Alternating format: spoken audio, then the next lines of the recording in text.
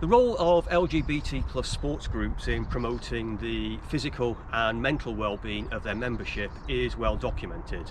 But how have these groups been coping during the lockdown? Previously, I've done work to look at the infrastructure and provision of LGBT plus sports groups in England. And Pride Sports, the group I did that work with, got in touch and said, how about we do a quick survey just to see how these groups are now coping.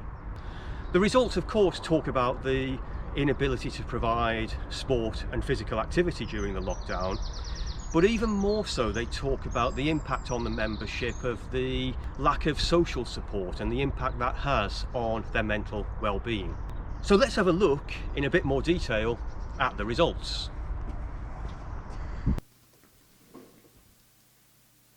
The survey was carried out in June 2020 during the height of the coronavirus lockdown. We got 32 responses from LGBT plus sports groups across the UK. Between them, the groups had around 4,000 members and collectively ran in excess of 400 activities per month. And we reckon that that's about 25 to 30% of the LGBT plus sports provision across the UK. About half of the groups were based in London, whilst the other half came from across the rest of the UK. There was a wide variety of sports represented. About half of the groups were outdoor team sports like football and rugby, and then the other half had a wide variety of other activities. It might have been indoor team sports such as basketball, and then there was a whole variety of one-to-one or individual activities such as walking, such as exercise, such as badminton.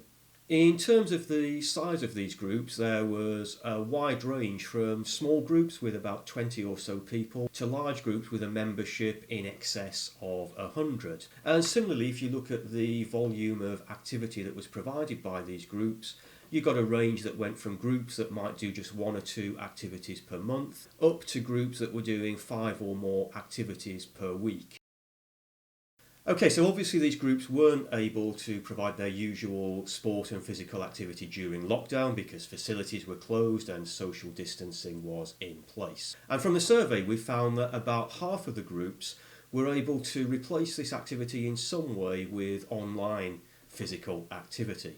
We found there was one group of clubs and groups who were able to substitute what they usually did for similar online physical activity. So where you had things like exercise classes or studio-based activities, they were able to deliver some of those as online classes.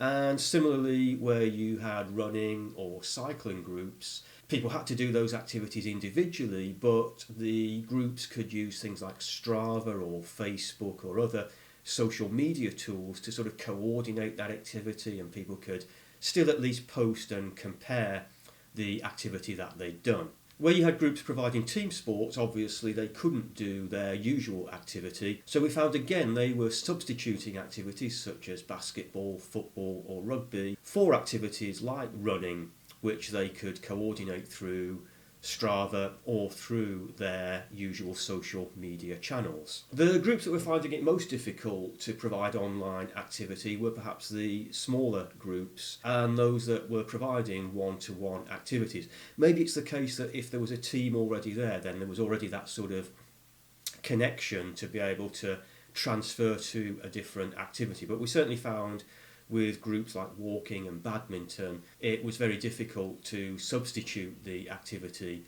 for anything that was provided online. Now, despite all of these efforts that the groups put into providing some sort of online physical activity, the vast majority, 25 out of the 32, felt that the physical activity of their membership had declined during the lockdown period. Many of the groups said that the reason for the decrease in physical activity was quite simply because they weren't regularly meeting and training together or doing sport and physical activity. Others hinted at the role that the groups played in motivating the physical activity of their membership and said some of them are otherwise quite poor self-starters, for example. Other groups said that they were having difficulty bringing in new members, so it was difficult bringing in beginners, for example, who might be interested. And some groups talked about, for example, having to abandon Couch to 5K programs. I think that what these results show is the important role that LGBT plus sports groups play in both maintaining the physical activity levels of their membership and in bringing beginners and inactive people into physical activity. And this is really important when you look at the advice from the UK Chief Medical Officer that people should have 150 minutes of exercise and physical activity per week, and how you actually see that reflected in strategies from Sport England, Sport Scotland, Sport Wales, to actually bring people into activity, to maintain current activity levels, to bring inactive people into activity. And by showing how LGBT plus sports groups were unable to do this during the lockdown, it also shows the important role at other times that they play in promoting activity amongst their membership. Now, although LGBT plus sports and physical activity groups exist primarily for sports and physical activity, one of the most interesting findings we got from the survey was the importance of the social activities that they provide for their membership as well, and the social support and the sense of community that's created by these groups. Whereas only half of the groups had provided some sort of online physical activity during lockdown, a much greater proportion, 26 out of the 32, said that they provided some sort of online social activity to keep that sense of community going. So we heard about various types of social activity being provided online, whether it was quizzes, Zoom hangouts, WhatsApp groups, anything that kept that social and community side of the organisation in place. In fact, we asked the groups if they were given a choice between maintaining either social or physical activity during the lockdown, which would they choose? And the vast majority, 22 out of the 32, said they would prioritise social activity over providing physical activity. Some of the comments that the groups made highlighted just how much this social side was important, and how, although the groups are there for physical activity, it is that social support, it is that community that really is one of the key aims of what they provide for their membership. And we started to see some of the problems that were created during the lockdown with that inability to provide social support and social activities.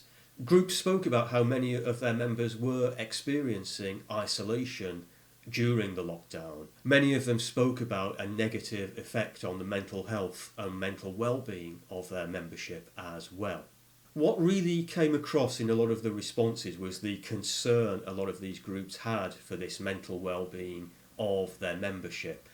And with some of the groups, we heard about how some really hard work was being put in and a lot of effort was being put into contacting individual members of the group, making sure that they were okay, checking in with them to see how they were being affected during the lockdown period. So I think, as with physical activity, what we see with social activity is that the lockdown has really highlighted the important role that LGBT plus sports and physical activities groups play at other times in maintaining the social support and the mental well-being of their membership. We wanted to find out what impact the lockdown had had on the governance of LGBT plus sports and physical activity groups, even just how much time and effort it was taking to keep those groups running. We found that the responses split roughly into three groups. About a third of the groups said it was taking a lot more time and effort to run the groups, and generally these were the groups who were putting on a lot of online physical activity and taking a lot of time and effort to check in on the well-being of the membership and provide social activities as well. There was another third of the groups who said it was taking roughly the same amount of time, but what they were finding was that it was taking less work to organise physical activities such as fixtures, but that was being substituted by the time taken to provide the online activities. There was a final third of groups who said it was taking less of their time, and these did tend to be smaller groups who didn't really have the resources anyway to provide online social or physical activity. So because there was less to do, it was simply taking less time to run the groups. The biggest area where problems in running groups was reported was in membership recruitment and retention. Because of the lack of activity being provided, a lot of groups were worried that their membership were going to drift away and it was going to be difficult to retain the membership, especially when it comes to membership renewals, which tend to be in the summer, and when it was still uncertain about what activity they would be able to provide into the future. In terms of recruitment, a lot of the usual channels of recruitment were taken away. So a lot of these groups, for example, will recruit at local pride festivals, and these were all not taking place. Other beginner activities such as Couch to 5K programs had to be cancelled. Groups talked about having people who'd expressed an interest in being able to join, but there was no activity to bring them in and to get them taking part in the group. And some groups said that at the moment people just weren't looking to join sports groups, either because of anxieties about the lockdown or because they just had different priorities at the moment. In terms of finance, there was a mixed picture amongst the groups. We found that actually the medium-sized groups tended to be the ones that were in a better place to cope financially because they had the flexibility to change their commitments and their outgoings. So typically here we might look at something like a football group which was bringing in fewer subscriptions, but at the same time they had fewer outgoings like pitch hire and facility hire.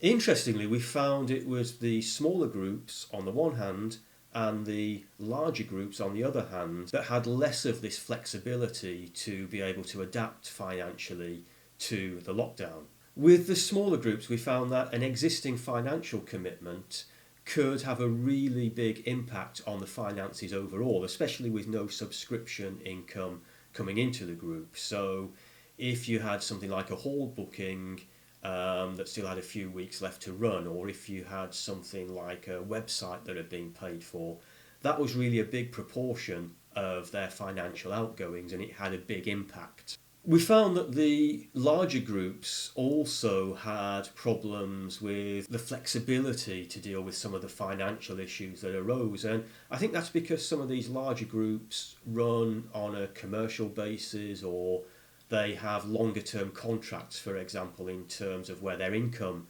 comes from or in terms of expenditure such as fees for coaches or something like that. So actually, just like some of the smaller groups, they had that inability to react, and so they were taking quite a financial hit as well. Overall, the impression from the results is that the group sort of got on with it during lockdown and adapted as best they could. Only a handful of the groups accessed any external forms of financial support or funding. People like Sport England were mentioned, and a lot of the groups also mentioned their national governing bodies who were good at either providing practical advice or in some cases, if groups weren't able to do online physical activity, then they accessed resources, online classes for example, that their national governing bodies provided. The groups expressed a number of worries about being able to return to pre-lockdown levels of activity once the lockdown was over. Social distancing was mentioned by a number of groups as a potential problem when they return, not just running, training and sports sessions, but also how you would be able to do social activities, and also in terms of the impact on finances. If there's only so many people you can get into a sports hall, then some of the groups said they might not be able to break even. The groups did also talk about worries about re-engaging the membership, and in particular any anxieties that the members themselves might have about social distancing and taking part in sport and physical activity, and also issues around the members' own personal finances and being able to access and use public transport were all issues that groups felt might come up in the return from the lockdown. Okay, in conclusion, this survey has found out some of the different ways that LGBT plus sports and physical activity groups have coped during the lockdown, and it's shown the different challenges that they faced and the different capacities that groups have had to actually substitute their regular physical and social activities for online activities. Now, it shouldn't be a surprise that there are differences between the different groups, because quite often they are independent, community-based groups that have different organisational structures, different ways of operating, and different aims and objectives. However, I think the lockdown has also highlighted some important commonalities across these different groups. I think by curtailing the regular activities that they provide, the lockdown has actually really brought into focus the value that these groups provide to their membership in providing both physical activity but also promoting mental health and well-being and providing social support and community. It's this provision of social support and a sense of community that's really been highlighted by the results of this survey. Not only in the increases in isolation and decreased mental well-being being reported, but the considerable effort that the groups have then put in trying to maintain social support and that sense of connectedness and community amongst the membership. Physical well-being and mental well-being are interconnected, and within the LGBT community there are considerable obstacles and challenges in achieving both of these. I think this survey has really helped to highlight the important role played by LGBT plus sports and physical activity groups in helping their membership to overcome these challenges through the activities that they usually provide. Okay, thank you very much for watching and for your interest in this report. If you would like to see the report in full, then it's on the Pride Sports website, and the web address where you can find it is coming up right now.